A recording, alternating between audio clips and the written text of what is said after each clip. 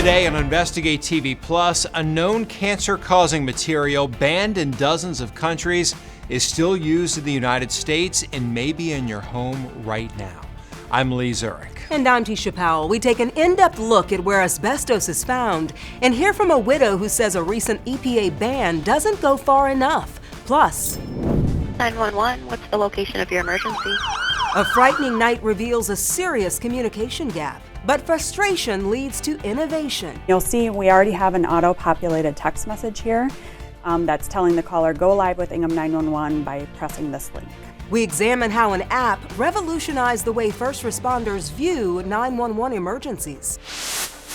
Then, learning and growing.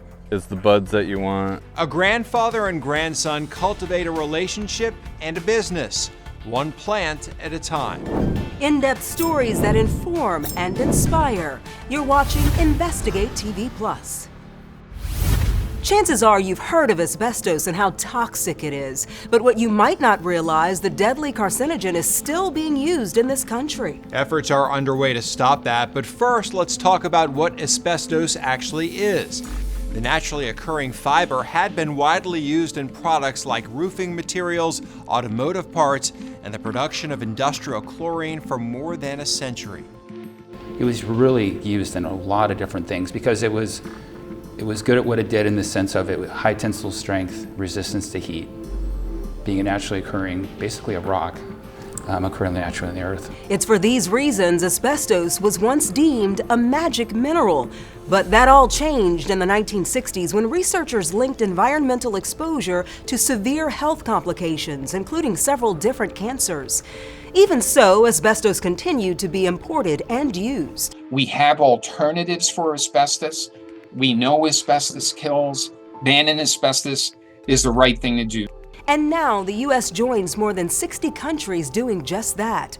The move is considered a win by many, but opponents argue asbestos plays an integral role in keeping America's water clean. Reporter Heather Graff takes a look at the latest changes and its potential impacts.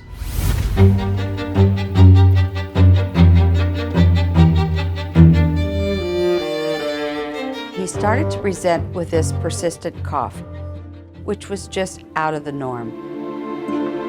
Linda and Alan Reinstein had been married for more than 20 years when Alan was diagnosed with an aggressive cancer. It was devastating. I was fearful. I looked at my daughter and thought, we're an honest family. How can this happen? Alan had mesothelioma, a disease caused by asbestos exposure.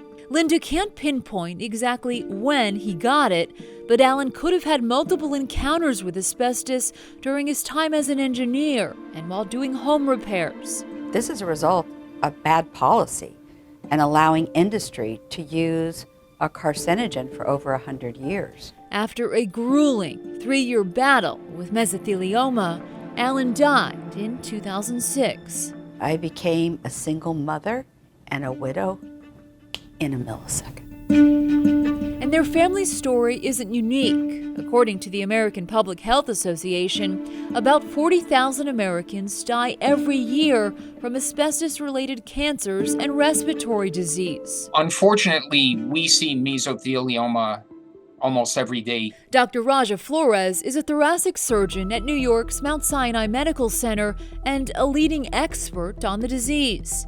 He says inhaling asbestos fibers, even in small amounts, can cause irreversible scarring of the lungs. Mesothelioma is a completely preventable disease. You get rid of asbestos, you get rid of mesothelioma. And that is what the Environmental Protection Agency says it's working on. This was a long 30-plus year effort to finally get to this point. While there are technically 6 different kinds of asbestos, only one is still being used in the U.S. That's why the EPA says its ban, announced in March 2024, focuses on that single fiber type. It's called chrysotile, or white asbestos, and it was linked to unreasonable risks to human health by an agency evaluation in December 2020. And we hope that this is a significant step to put this and make this a thing of the past in terms of asbestos disease. The EPA's ruling prohibits the use, manufacture, and import of white asbestos. In 2022 alone, 300 metric tons were brought into the country and used to produce industrial chlorine and sodium hydroxide, a common ingredient in cleaners and soaps. This ban is something that would save lives. Like I always say, they could save more lives with the stroke of their pen than I can with my knife. But even with the stroke of that pen, the EPA's final rule gives some manufacturing facilities up to 12 years to phase out the use of white asbestos. The reason? We wanted to have a phased approach to the ban to ensure that the production of chlorine was adequate to meet the demand. You see, white asbestos is used by about a third of U.S. chlor-alkali plants to produce chlorine, the most commonly used chemical for water treatment. While an early draft of the ban included a 2-year phase-out for most commercial uses, the EPA dialed that back following pushback from the chlorine industry. The agency was very focused on that, making sure that drinking water and disinfecting drinking water would not be affected by this rule. Fair to say that's a concern you guys heard a lot during the process. Yes. The American Chemistry Council, for example, said a 2-year phase-out would cause substantial harm to America's drinking water supply. The group, which represents the chlorine industry, declined to speak on camera, but called the extended timeline positive change. You don't think it goes far enough? I know it doesn't go far enough. Linda says she won't stop fighting until the U.S. enacts a ban on all 6 types of asbestos. What would an ideal ruling look like? It looks like the Alan Reinstein Ban Asbestos Now Act. All fibers, all uses. When a piece of legislation comes out of Congress and is signed into law, we don't ask the EPA to do another risk evaluation and risk management. It goes straight to prohibition, and you can wipe your hands, you're done. The proposed law, named after Linda's husband, is co-sponsored by Congresswoman Suzanne Bonamici. Our bill is broader, and it would be legislation, not a rule. So it's important that we get this into law because it really is about saving lives. We're one of hundreds of thousands of families impacted by deadly asbestos exposure.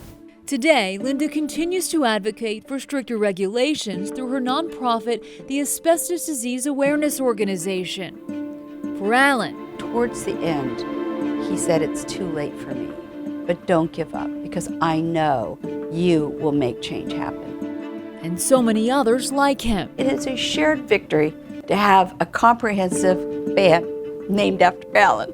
And damn it, we're going to get it done. 3,000 Americans are diagnosed with mesothelioma every year, and research shows firefighters are twice as likely to develop the disease. That's because carcinogenic material is released into the air when asbestos fibers burn. The International Association of Firefighters says Congress needs to act. Is that the way to ensure that a ban like this is not overturned? Well, yeah, absolutely. Yes, it is. Asbestos is bad. Keep it in the ground. Use something else that is safer, period. The EPA conducted a Part 2 risk evaluation looking at legacy asbestos, the fibers that still exist today in old buildings and equipment. This time, the agency examined all 6 fiber types. No additional bans were implemented in 2024. Still to come, heat kills tens of thousands of Americans every year. It's something that really needs to be addressed because it is getting hotter. We check out a solution that warns those most vulnerable to illness and helps them stay safe during heat waves. But first, show and tell. We dial into the evolution of 911 response and how your smartphone gives you more power during an emergency.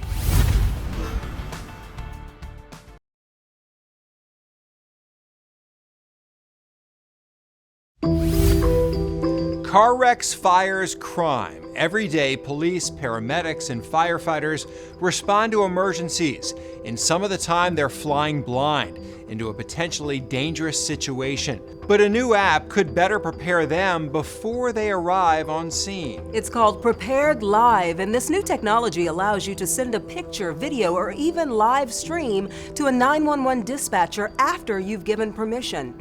In Michigan, a 911 dispatch center started using it just months after the 2023 mass mass shooting at Michigan State University when more than 2,200 calls were made to 911 after a gunman opened fire on campus. Reporter Ann Emmerich shows us how Prepared Live is already making a difference in emergency response. This picture, captured on a security camera at Michigan State University, led police to this man who carried out a deadly mass shooting. 911, what's the location of your emergency? A tragic and frightening night, Ingham County 911 Director Barb Davidson says revealed a gap in the system. We had folks that had pre-recorded video that they wanted to share with us, and it was harder. You know, our system is locked down, as it absolutely should be. Hi there, it's 911. We got disconnected. A frustration that led to a game-changing discovery, a new high-tech platform called Prepared Live. It gives callers and dispatchers more tools to communicate. A manager at Ingham County 911 demonstrates. I'm going to create the incident, and you'll see we already have an auto-populated text message here that's telling the caller, go live with Ingham 911 by pressing this link. So when I hit create incident, that text message automatically goes over to our caller. With a click on a link, the caller can use their camera and text messaging to give the dispatcher critical information. They can even share their precise location. They don't have to do anything. They do not have to do anything. The only thing obviously they're required to do is hold the phone up, because I'm only able to see whatever the phone is pointing at.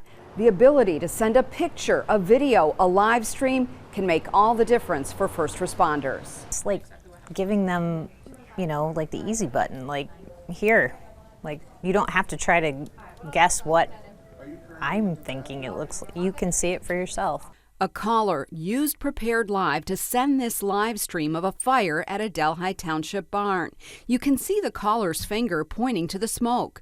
The assistant fire chief says that video not only helped with the response, but also helped determine what caused the fire. Without that video, the investigation would have probably taken a whole lot longer. But with that video, we were able to pretty much pinpoint with interviews and everything what exactly happened in that fire. Video that can show where a fire started and give crews a heads up on how much manpower they'll need to fight it. It's hugely beneficial because we can actually pull it up on our screen in our rigs as we're going to the fire and be able to see what's exactly happening in live video. That's amazing. Did you ever think you'd be able to do that? I've been doing this for a pretty long time. I never would have thought that this would have been the future of fire service, where we could actually see what's going on at the fire scene before we even got there. Technology that can also put a missing person's picture in the hands of police officers with a simple click, and allow someone suffering a medical emergency to share their location. Vital information that gives 911 dispatchers and first responders an advantage that can help save lives. We do it every day here in the 911 center. We play telephone, right? I listen to you call and tell me something and describe it from your perspective, and then we tell the responders. So when they can actually just A to B and can see it, wonderful. Streamline, everybody's looking at the same thing. 10% of 911 call centers across the country have bought Prepared Live, but it doesn't cost you anything to use it. All of the media sent to 911 can be used in investigations and is considered evidence. Sharing is completely voluntary. In Lansing, Michigan, I'm Ann Emmerich. Phones could also soon act like a reverse 911 for those at risk during extreme heat. It just made me feel more secure, the fact that somebody cared. Still to come, a simple call before help is needed.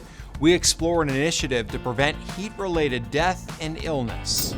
Then later, a budding business. The older generation definitely has the larger stigma still.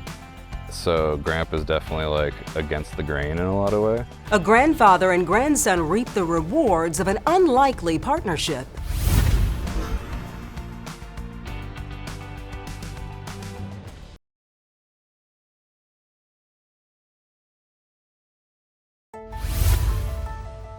As summers get increasingly hotter, more people are at risk for heat-related illnesses and even death. Approximately 1,200 people in the United States are killed by extreme heat every year. According to JAMA, the number of heat-related deaths has more than doubled in the past quarter century. Some groups, like the elderly, are at a greater risk, but a new health initiative will provide a heads up about weather conditions and resources. Reporter Jacqueline Schultz shows us how it helped one senior citizen stay safe during record-breaking heat in Las Vegas. It started getting hot. My lungs were trying to recover. I really struggled with trying to cope with the heat. Diane Frost is a born and raised Las Vegas local. Since a hospitalization for her lungs, high temps and bad air quality makes it hard to breathe. She's now one of 1,000 seniors or medically vulnerable individuals on Medicare nationwide and get care through Aetna who will get a phone call before a heat alert. It's something that really needs to be addressed because it is getting hotter. Are they hypertensive? Are they diabetic? Respiratory compromise? Is your air conditioning functioning properly? Are you cooling off? Registered nurse case manager LaTanya Kilpatrick is one of those medical professionals who call patients before a heat alert. It's called the Extreme Weather Alert Initiative. CVS has launched it. The goal is to expand access nationwide at CVS Minute Clinics, helping thousands more Americans stay safe in the heat as the Southwest and the globe continues to get hotter. Heat kills more folks across the country each and every year than tornadoes, hurricanes, floods combined. And we have the benefit of getting ahead of heat waves. Using weather analytics, AI technology triggers alerts for medical professionals to call those who are at risk. They will tailor medical advice to their specific condition and help them find resources like cooling centers. Some members have dementia. We have them literally write down things, call the 24-hour nurse at Aetna if I have an issue. That simple reminder, it can be life-saving. I live by myself. Help may not always be right around the corner. It just made me feel more secure, the fact that somebody cared. Again, this alert is only available to members of Aetna. CVS plans to expand the program to Minute Clinic and CVS pharmacy locations nationwide. The program rolled out as Las Vegas experienced its hottest day ever on record in 2024. Temperatures reaching 120 degrees at Harry Reid International Airport back on July 7th. In Las Vegas, I'm Jacqueline Schultz. Up next, a grandfather inspired to change his way of thinking. My attitude 10 years ago, if any of my kids were smoking it in the house, they'd be gone. After going into business with his grandson, we go high up on a hill in Vermont as they harvest their latest crop. Our in-depth coverage continues. You can get connected to Investigate TV Plus on all social media platforms.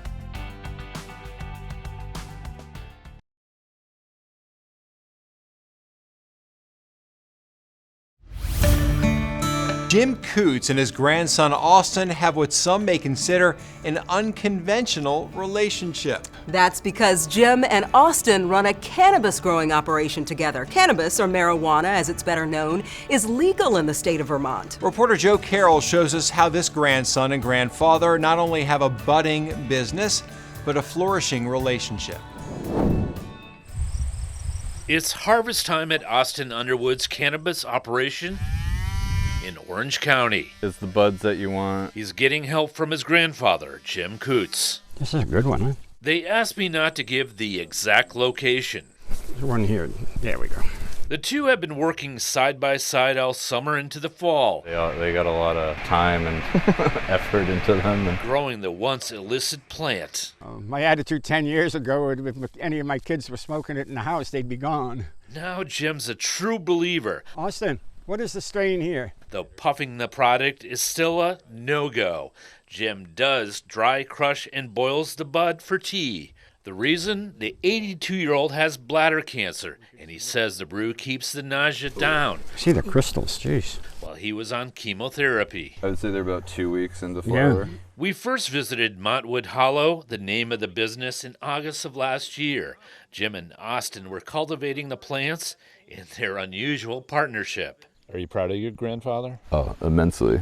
The older generation is definitely has the larger stigma still.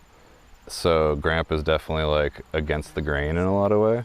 Jim is still the grandpa of pot in the Green Mountains. When you go to seminars, are you still getting that look?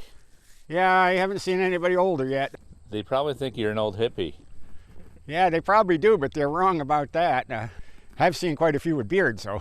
The beard is new, along with his wife Tessie's tepid approval of the cash crop. Starts growing on you. They enjoy doing it, and it helps Jim, keep his spirits up. And the couple drive each day from Swan to the cannabis fields, a former vegetable farm that was Tessie's childhood home. Did you ever think you'd be sitting next to it? No, no, I didn't, because I grew up, you wouldn't be doing something like that.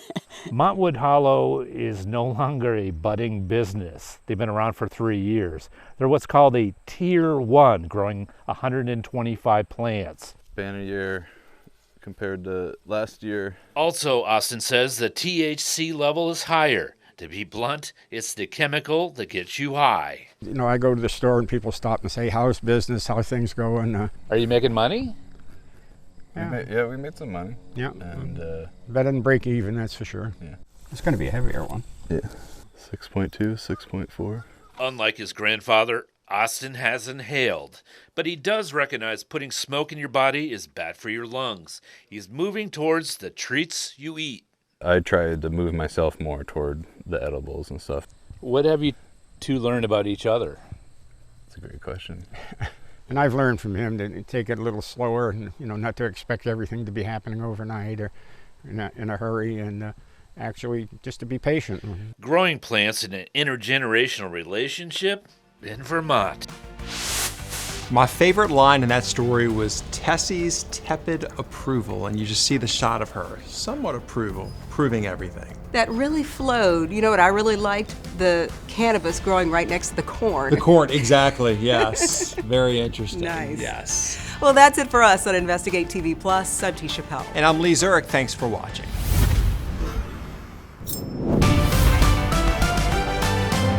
On the next Investigate TV Plus, a daughter fights for tighter security at juvenile detention centers nationwide after a 15-year-old killed her mom, then escaped and continued to commit crimes. Why is it this person who murdered not adequately being held? There's a problem here. We uncover gaps in tracking young offenders who break free.